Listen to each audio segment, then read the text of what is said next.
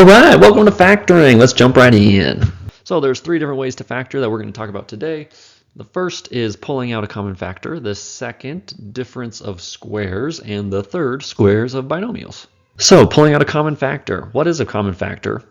When a polynomial has a common factor in all of its terms, it can be pulled out. So to pull out a common factor, you just divide each of the terms by that factor.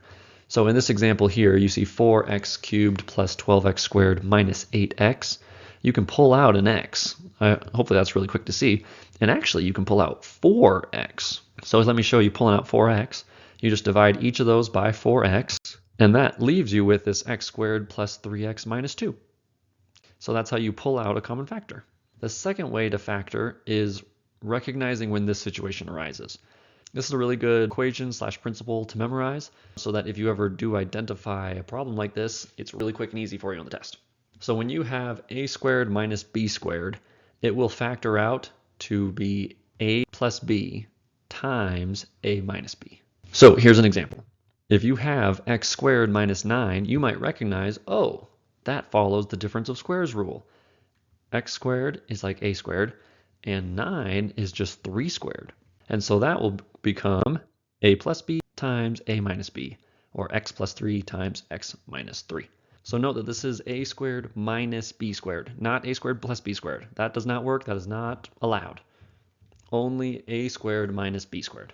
Here's another rule for you to memorize if you'd like to solve some factoring problems quicker. If you can recognize a problem is in this format. A squared plus 2ab plus b squared equals a plus b squared. And the other part of this rule is a squared minus 2ab plus b squared equals a minus b squared. So I put a question mark next to this one because it might save you a minute or two on the test by knowing this rule and being able to apply it. But you could also just guess and check in your head and probably get to the right answer. If you're fighting on the test to complete practice exams, then memorizing things like this might actually help you. If you are already pretty good at factoring in your head, then this is probably not worth your time studying, and you can study other principles and improve other scores on the DAT. But here's an example. So typically in squares of binomials, a is actually x in practice problems. Same thing is true with the difference of squares problems, which is the other thing that I told you to memorize a few seconds ago. So here's an example of that.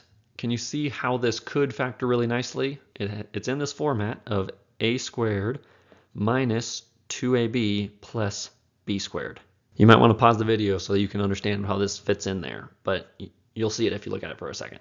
So now that can be x minus 2 squared. You can figure it out instantly. And as a side note, sometimes you will need to factor a polynomial that doesn't fall into one of the formats that we talked about, and you'll just need to figure it out with guess and check, and maybe even check it with FOIL. But remember, the test is not trying to trick you. So if it doesn't fall into something that you've learned or memorized, then you must be able to think it through. So don't panic. You can do it. You're smart enough to figure these things out. All right, so for this one, I got 4 practice problems for you. Pause the video and work on all 4 of these. I'm not going to show my work on these. I'm just going to tell you the answer. So take the time right now, pause the video, and get it done. 3, 2, 1, here's the answers. So working backwards, hopefully you'll be able to figure out how we got here, but that's what we're working with.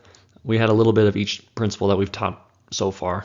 Factoring is a really useful thing on the DAT, so make sure that you're good at factoring.